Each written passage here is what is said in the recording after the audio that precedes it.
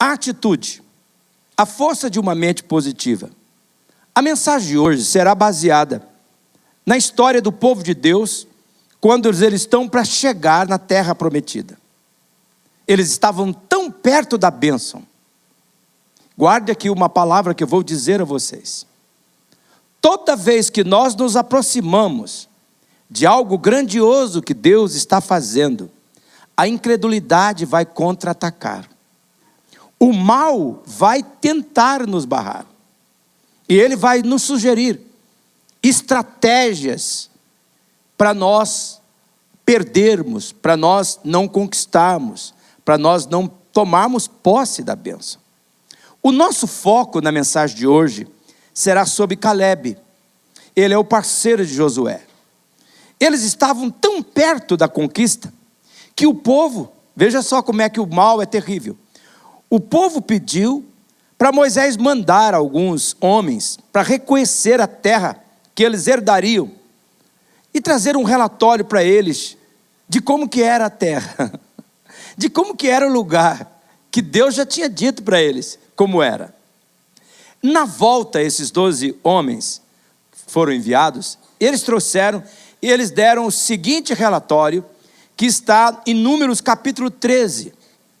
Deram o seguinte relatório a Moisés: entramos na terra a qual você nos enviou, aonde mana leite e mel.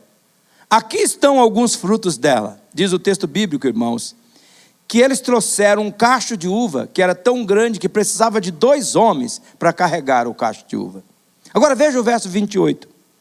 Mas o povo que lá vive é poderoso, e as cidades são fortificadas e muito grandes.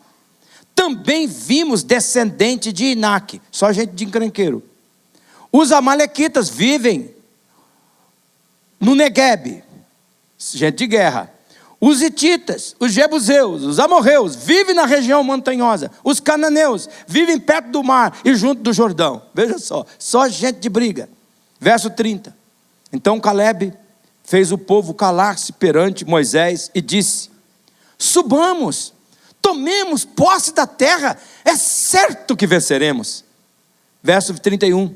Mas os homens que tinham ido com ele disseram: não podemos atacar aquele povo, é mais forte do que nós. E no verso 32, espalharam entre os israelitas um relatório negativo acerca daquela terra. Agora veja comigo, qual era o relatório que eles colocaram? Disseram: a terra para o qual fomos em missão de reconhecimento, ela devora os que nela vivem. Todos os que vimos são de grande estatura. No verso 33 eles colocam assim: nós vimos também os gigantes, os descendentes de Enaque, diante de quem nós parecíamos gafanhotos, a nós e a eles. Agora veja aqui, meus irmãos, esse texto de Número, capítulo 13. Como você está vendo, que você tem a oportunidade de pegar na sua casa e voltar para esse texto.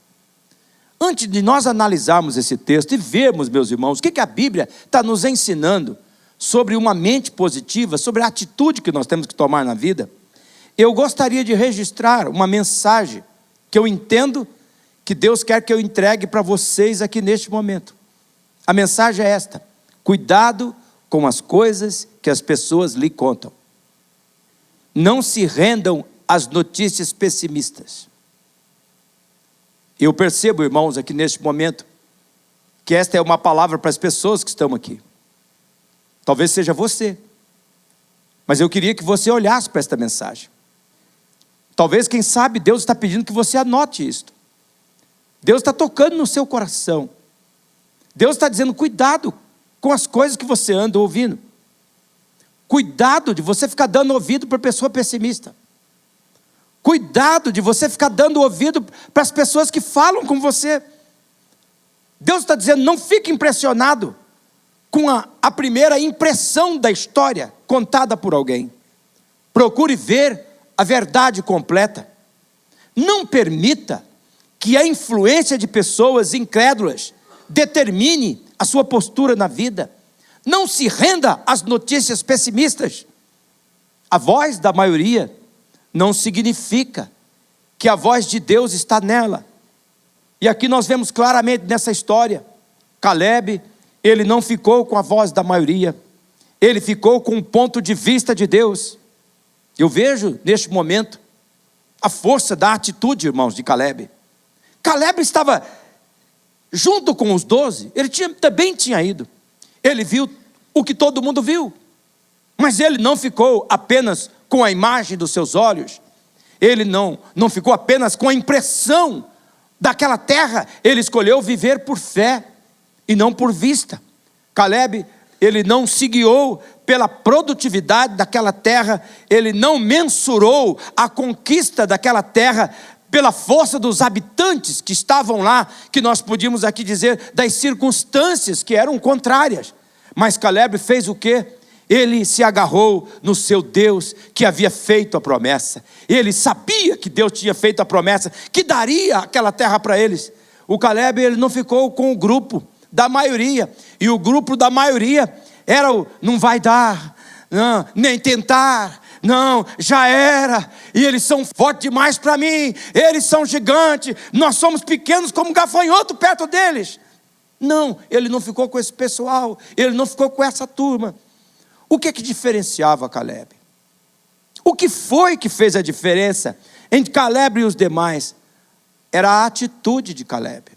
Era a atitude positiva que a fé em Deus gera naquele que crê. Era a atitude que era contra a incredulidade da maioria. Tanto é verdade, meus irmãos, que um pouco mais à frente, o próprio Deus, ele reconhece isto, como nós vemos no capítulo seguinte, no capítulo 14 de Número, no versículo 24, aonde nós lemos Deus falando: meu servo Caleb, no entanto, ele teve uma atitude diferente dos demais.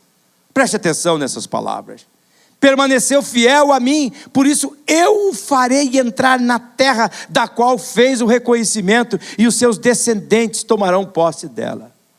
O Caleb se destacou por causa da atitude que ele teve, que era diferente.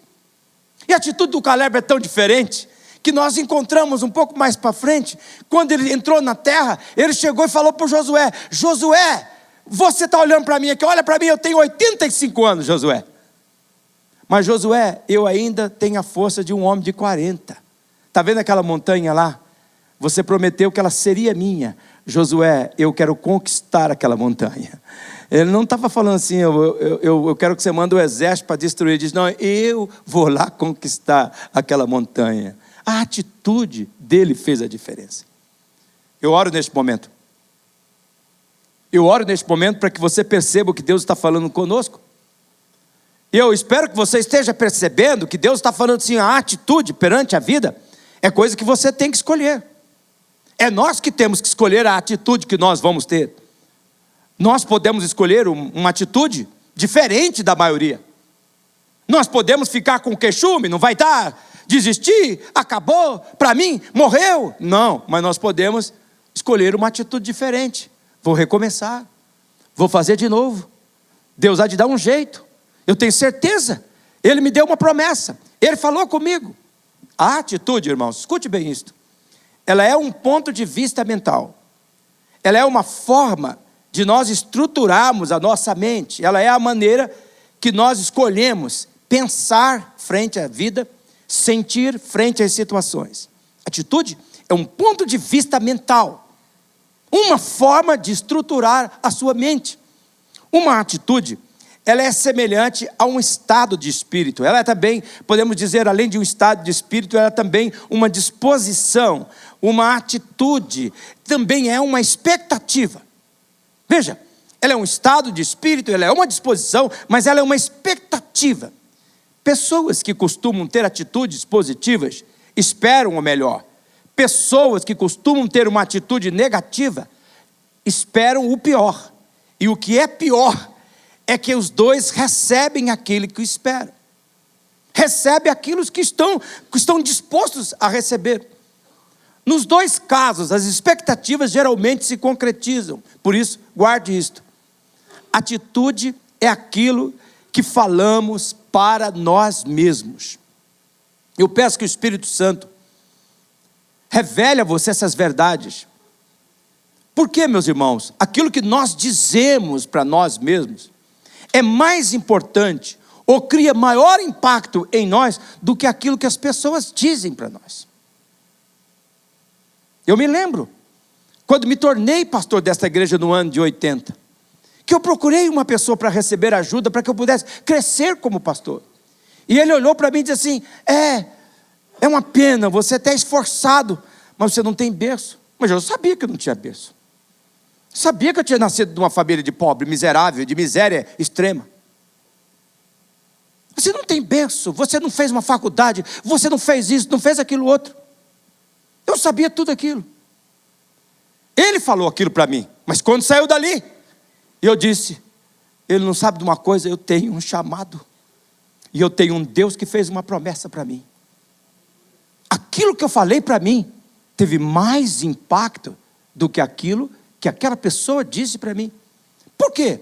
Porque nós formamos pensamentos e sentimentos com base naquilo que nós falamos para nós mesmos. Porque nós agimos levando em conta esses pensamentos e esses sentimentos que geraram em nós aquela impressão que nós falamos para nós mesmos. Portanto, a nossa conversa com nós mesmos é a nossa atitude. E aqui eu quero perguntar a você: o que é que você anda falando para você? O que é que você anda dizendo para você? Você está citando as promessas de Deus? Você está falando para você do plano que Deus tem para a sua vida? Do propósito que Deus tem para a sua casa? Ou você está falando para você a voz dos amigos de Caleb? Não dá, somos gafanhoto, eles são gigantes, a multidão é muito grande, nós não vamos dar conta. Nossas atitudes são o ponto de apoio por trás de todos os passos que damos. Nossas atitudes nos descrevem, elas nos definem e elas nos projetam a nossa imagem que nós apresentamos, aquilo que somos ao mundo à nossa volta. Nossas atitudes nos tornam ricos ou pobres, felizes ou infelizes, realizados ou frustrados. Nossas atitudes são o fator isolado mais determinante em todas as ações que nós empreendemos em nossas vidas. Nós e nossas atitudes estamos intimamente ligados. Nós podemos dizer assim, que nós somos as nossas atitudes e as nossas atitudes somos nós. Nossas atitudes são como nós encaramos a vida, e o modo como nós encaramos a vida vai determinar o nosso sucesso, a nossa alegria, a nossa realização, o nosso prazer ou o nosso fracasso. E é isso que nós vemos em Caleb. Ele é o cara, ele é o homem da atitude, ele é o retrato da pessoa positiva, ele é o resultado da fé que faz diferença. Ele não se guiou por vista, nem pelo sentimento, nem pelos recursos humanos. Ele olhava para a vida crendo no propósito divino, crendo no chamado divino. Ele cria que se ele estava com Deus, se Deus estava à frente da vida dele, se ele estava caminhando com Deus, não haveria forma de fracassar. E aqui, meus irmãos, eu vejo neste momento que Deus deseja destacar uma mensagem especial aos nossos corações. E Deus está dizendo assim: quando você se deparar com uma tarefa difícil, haja como se fosse impossível fracassar. Eu peço para você ouvir agora. Eu peço para você considerar isso neste momento no seu coração. Talvez você está passando por uma tarefa difícil. É um momento difícil. É uma situação difícil.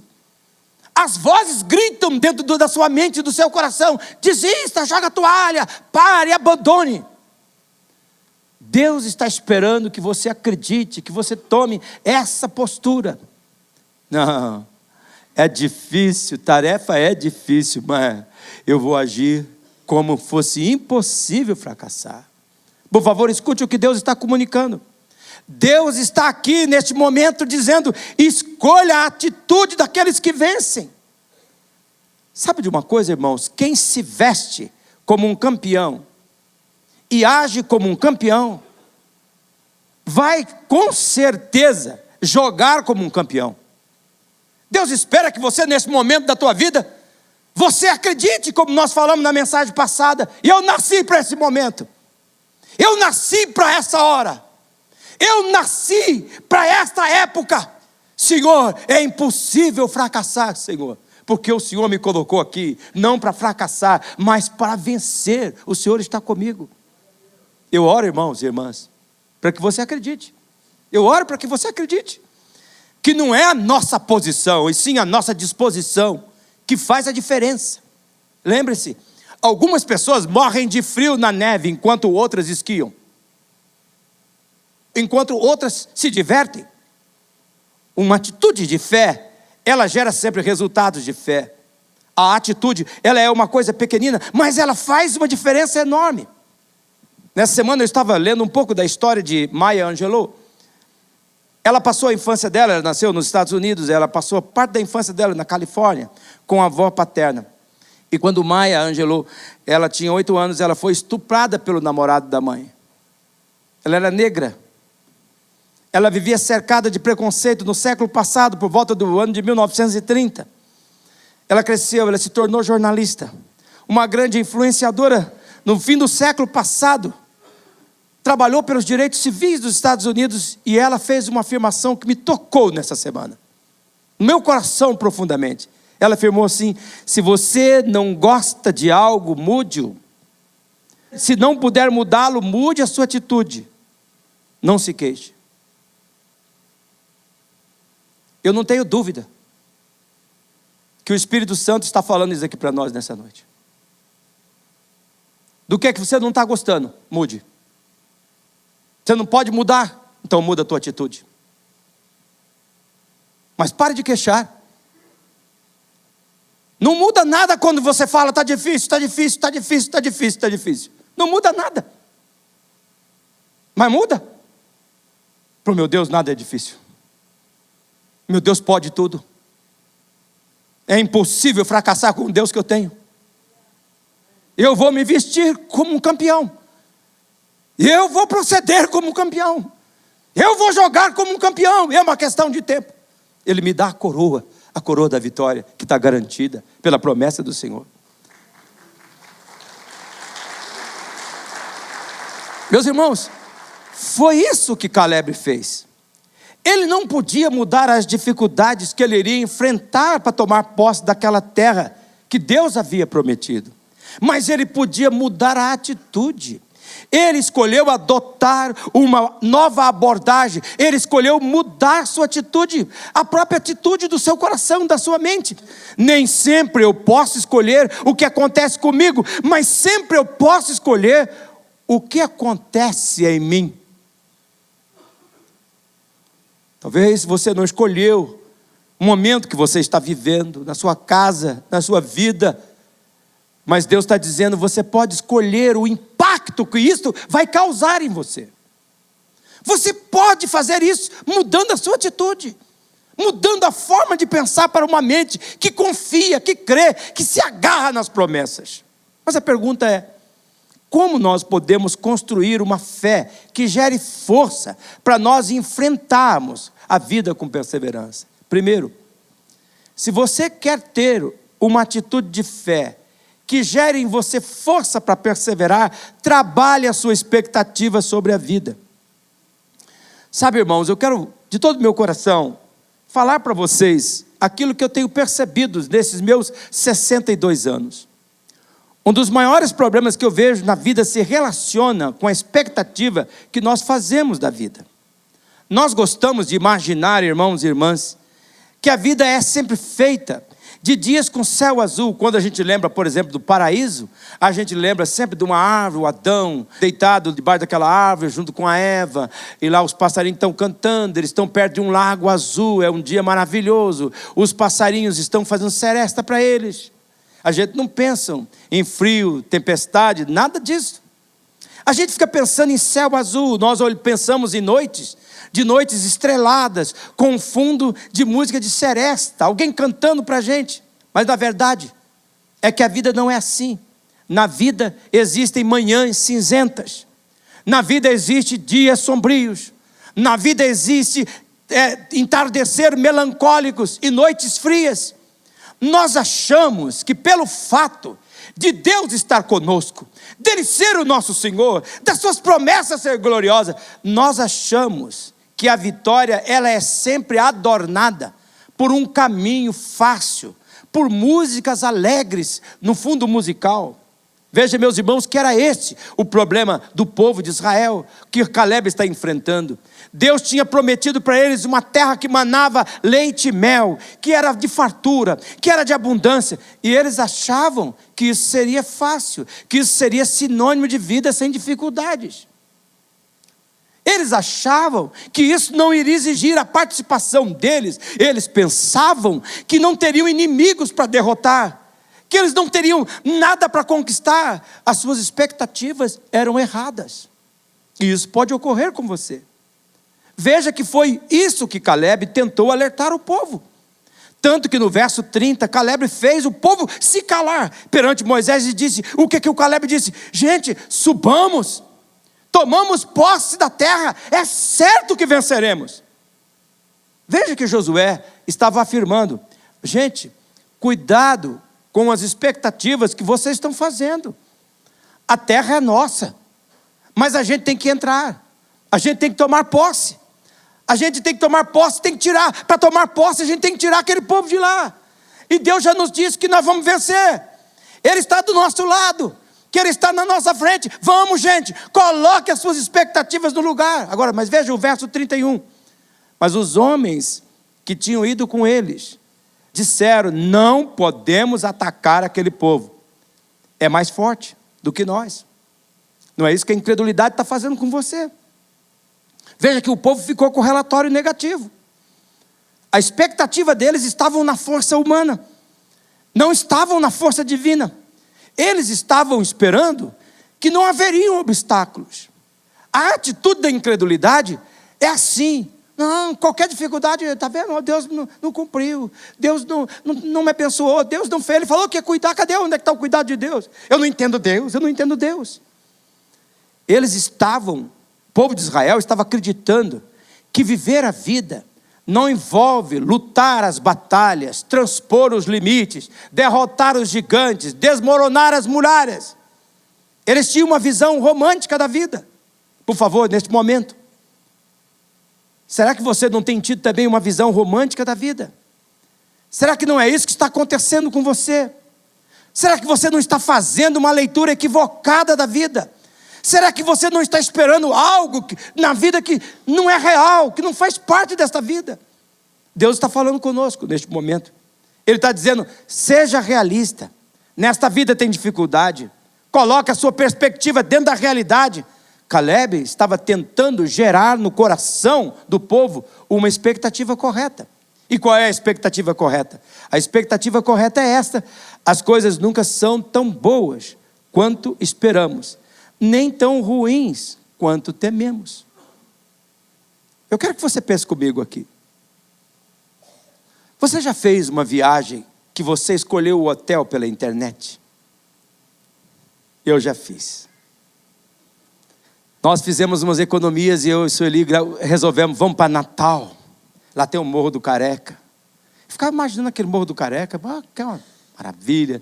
Lá tem lagosta, então eu fiquei imaginando lagosta, aquelas coisas baratinhas, que nem comer lambari ali, né, na esquina, aquela coisa, preço de tilápia, aquela coisa maravilhosa. Dizer, para lá que nós vamos, para Natal. Aí eu, no quarto, falei, nega, eu chamo a minha japonesa de nega, olha aqui o quarto, pelo amor de Deus, está vendo o mar ali na frente? Olha a piscina ali, aqui, está vendo esse lugar aqui? Vamos botar uma mesinha aqui. Nós já estivemos ali, orando ali, fazendo o nosso momentozinho no final da tarde, tendo nosso momento. Aí, nós pegamos um avião, fomos parar lá em Recife. Aí parou uma Kombi daquelas grandes, para a gente entrar mais 1 hora e tanto dentro daquela Kombi, sacudindo de um lado para o outro. Chegamos lá já perto da meia-noite. Chegamos no hotel, nós procuramos uma varanda, procuramos aquela foto. Eu falei, não, moço, pera. Peguei o celular, moço, espera lá, eu vou mostrar a foto do nosso quarto. Não, é daqui mesmo, é daqui. Como? Cadê a varandinha? Ó, pode olhar para a janela, tá vendo? A varandinha está lá embaixo, tá vendo? Ó, ali está a piscina, lá está o mar, ali, ó, tudo aqui. Moço, não, é esse mesmo, está aqui. Eu olhando da perspectiva, pô, não é que é mesmo? Aí quando eu levantava, para Sueli andar, eu tinha que encostar na parede e murchar a barriga. Pô, não está cabendo nem eu, é nega, como é que vai caber uma mesa? Poxa, não era tão bom. Mas eu tive que descobrir que não era tão bom quando eu imaginava, mas não era tão ruim também assim. Que a questão era de expectativa, de perspectiva. Deus está falando aqui. Talvez você está vivendo um momento. Você diz, meu Deus do céu, é ruim demais. Quando minha mulher morreu em 2001, eu achei que não ia suportar. É ruim demais. Ser sozinho no final do dia é ruim demais. Ser sozinho de madrugada era duro demais. Cuidar de 3 crianças era duro demais. Mas depois de 18 anos eu digo, Jesus, não era tão ruim assim. O Senhor foi muito bom. O Senhor cuidou de mim. Ah, Senhor, eu não posso abrir mão. Senhor, eu tive tanta experiência gloriosa contigo. Eu não teria, Senhor, se eu não tivesse experimentado tudo isso. Se você quer ter uma atitude de fé que gere em você força para enfrentar a vida, você tem que controlar a sua expectativa. A expectativa que Deus espera de você é que você trabalhe pelo melhor, que você lute pelo melhor, que você também coloque na tua cabeça que vai vir coisa ruim, mas que você celebre aquilo que vier com alegria, com gozo no teu coração, porque Deus, Ele é maior do que qualquer situação. Deus espera que saibamos que pessoas de atitude de fé são aquelas que sabem que maiores coisas estão por vir e que eu participo para que essas coisas venham, para que essas coisas aconteçam. Ele espera que nós saibamos que neste mundo nós teremos aflição, mas que nós mantenhamos uma postura de esperança e ânimo. Portanto, pare de romantizar a vida, coloque os pés no chão. Neste mundo maravilhoso também tem a presença do mal. Por nossas vidas passarão pessoas maravilhosas, mas também vão passar pessoas cheias de maldades. Aqui nós teremos momentos de muitas alegrias, mas também enfrentaremos tristezas. Tem riqueza, mas também tem pobreza. Tem aventura, mas também tem tragédia. Tem planície, mas também tem deserto. Tem campos verdejantes, mas também tem vale da sombra da morte. Mas nós temos um Deus maior do que tudo isso. Nós temos um Deus maior do que tudo isso. E Deus quer que nós façamos como Caleb. Vamos, gente, vamos subir, vamos tomar posse. Essa terra é nossa, Deus já nos deu. Vocês entendam? É a atitude de fé que faz a diferença. Sabe qual é a mensagem que eu vejo que Deus quer registrar nesse momento? É essa: Deus terá a última palavra e ela será muito boa. Não é o médico, não é o advogado, não são as pessoas. Quem tem a última palavra é Deus. E a palavra que Deus tem, ela será muito boa. Mesmo que você não entenda agora, mesmo que você não perceba nesse momento, mesmo que não faça sentido neste momento, suba, aquela montanha é sua, tome posse, no nome do Senhor Jesus. Ele tem a última palavra, e a palavra dele é boa para a sua vida e para a minha vida. Em segundo lugar, se você quer ter uma atitude de fé que gere força para você perseverar, desconfie do tamanho do problema. Desconfie do tamanho da luta. Eu sempre ouvi, na minha infância, os mais velhos dizendo: cuidado para você não pintar a onça com mais cores. O que eles queriam dizer? Cuidado para você não exagerar no tamanho das coisas. Cuidado para você não maximizar as situações. Você já percebeu que a nossa tendência é aumentar o tamanho das lutas? Quando você está falando para alguém de um problema, de uma luta, de uma doença, e a pessoa sempre quer contar uma desgraça maior. O que aconteceu com a sua netinha? Ah, minha netinha foi isso, assim, assim. Ah, pastor, eu também tive um caso assim. Aí conta uma desgraça maior do que aquela. A gente tem essa tendência, eu tenho essa tendência, você tem essa tendência, nós temos que ter cuidado. Você já percebeu que a nossa inclinação é sempre achar que o nosso obstáculo é pior? que o nosso fantasma é mais assustador, que o nosso problema é mais complicado. Eu me lembro que quando eu era menino, o meu avô contava, por exemplo, ele contou uma vez uma história de assombração, que ele estava andando assim no sítio, e que então sentiu uma areia pegando na perna dele, ele olhou para trás, o que era? Era um fantasma. Era um fantasma. O que era? Era uma noiva vestida de branco. Sabe como é que eu imaginei? Uma noiva gigante, de uns 15 metros. Mas é que o medo era tanto que eu já imaginei. Quando você tinha, algum tempo atrás, tinha aquela loira que aparecia no banheiro. Você se lembra daquela loira que aparecia no banheiro? Aquilo devia ser enorme. Veja que esse é o aspecto de Caleb. Quando a minha mãe falou do Saci Pererê para mim, que eu fazia xixi na cama, ela diz: Zezinho, o Saci Pererê veio essa noite aqui e falou: se esse moleque fazer xixi na cama, eu venho buscar ele. Você pensa que eu penso num Saci Pererê pequenininho? Para mim não, é um negro grandão, gorro vermelho com uma perna só. E era uma perna. Veja que esse era o aspecto que Caleb estava enfrentando com o povo. O medo de enfrentar a realidade gerava neles uma visão distorcida. Eles viam as dificuldades com uma visão exagerada. Presta atenção, Deus está falando com você. Não exagere o tamanho da tua luta. Olha o verso 32. A terra para o qual fomos em missão de reconhecimento devora os que nela vivem. Todos os que vimos são de grande estatura. Olha o que o texto está dizendo. Não parece a gente quando era criança? Olha a cuca. A cuca, gente do céu, era um negócio enorme. Não parece o mesmo? Nós, em semelhança, meus irmãos, ao povo hebreu, nós temos a tendência de exagerar o tamanho dos nossos problemas. Olha o verso 33.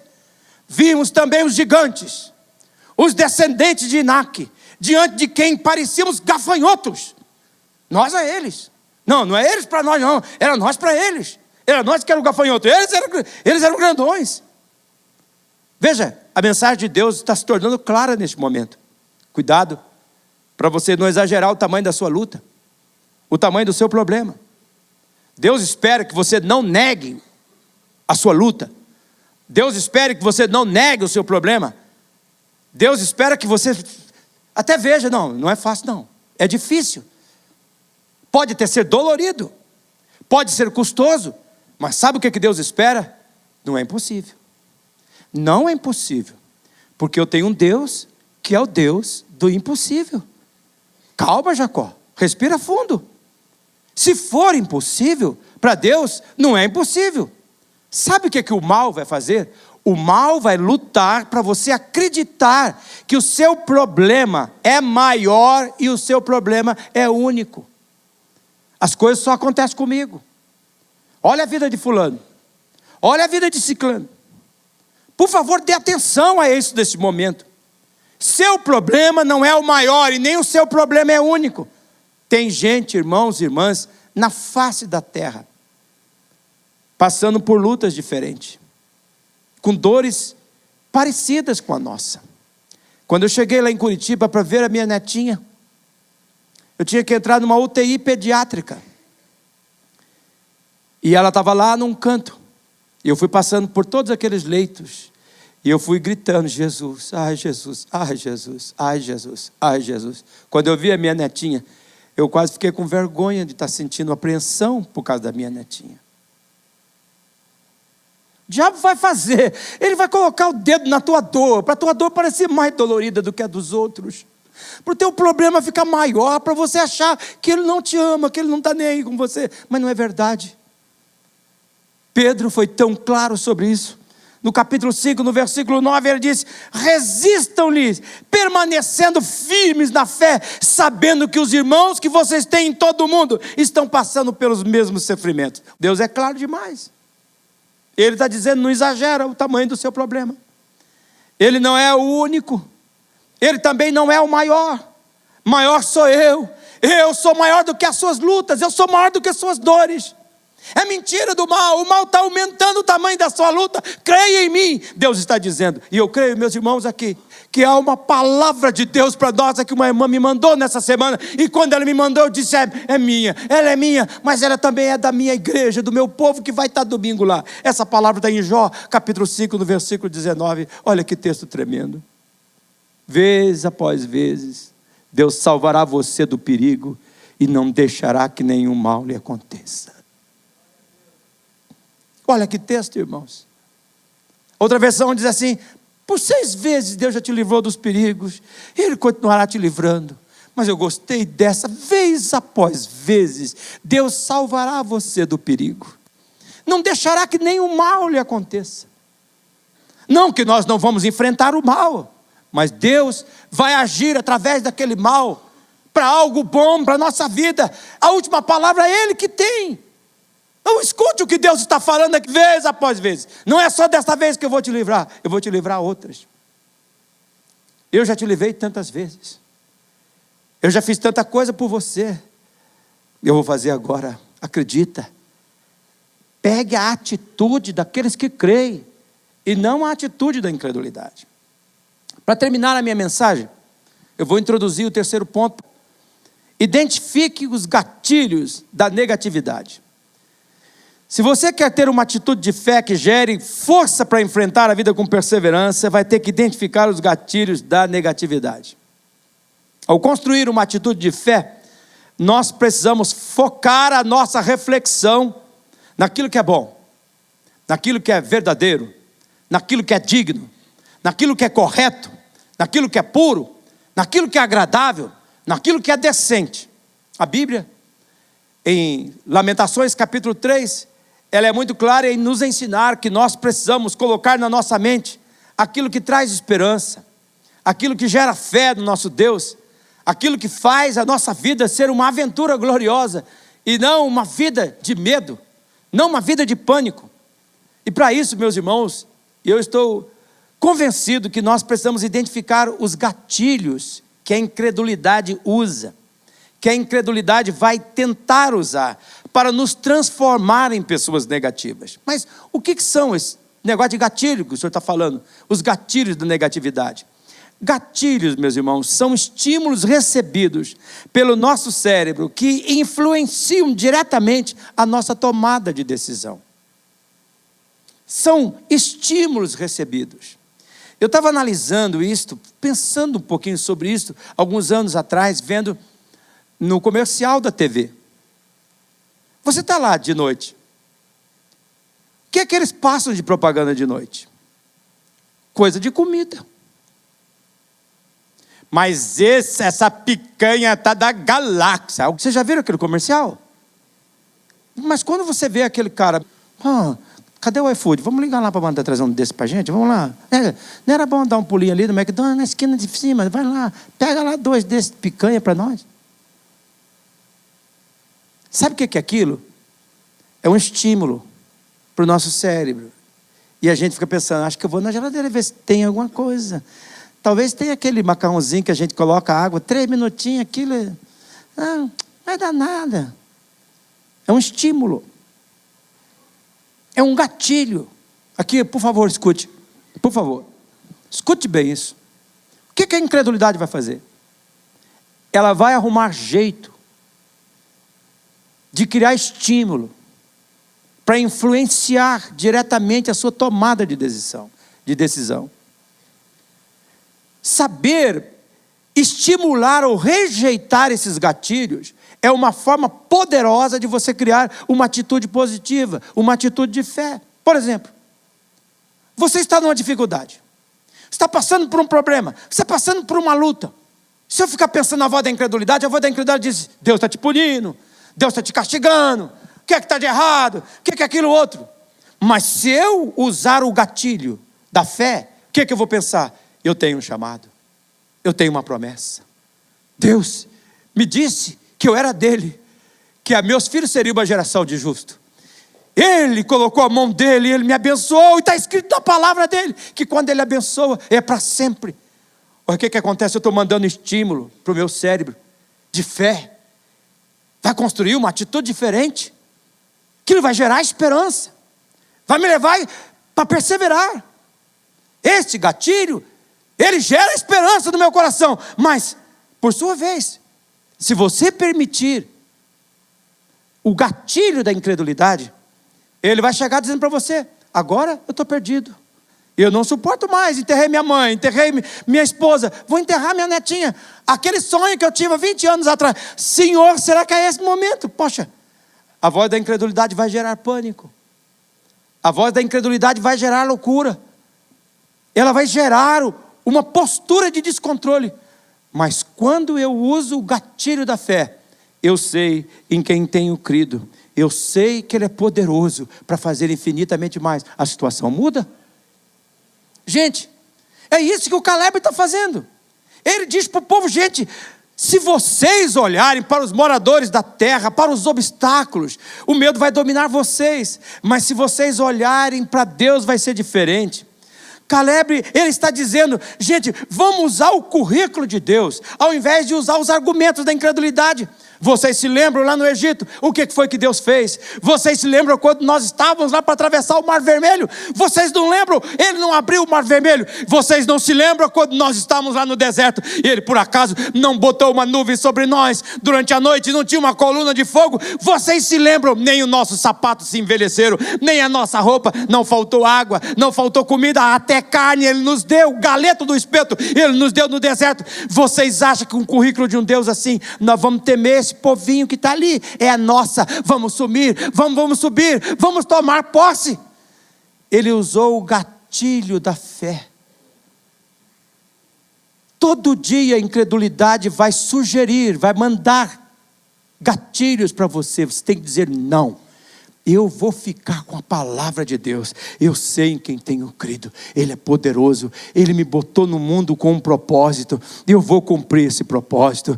E eu vou continuar na estrada. Ela pode ser muito longa. Ela pode ser muito perigosa. Mas não tem problema, Senhor. Eu creio em Ti. A Tua mão forte é poderosa sobre a minha vida. E ela vai me sustentar até o fim. Eu queria nesse momento que você fechasse os seus olhos.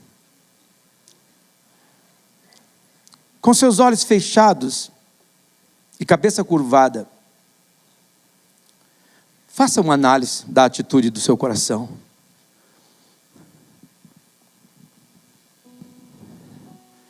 Veja que Deus hoje amorosamente caminhou na tua direção, dizendo: você não pode mudar o entorno da sua vida, mas você pode mudar o que o entorno da sua vida está fazendo com você lá dentro.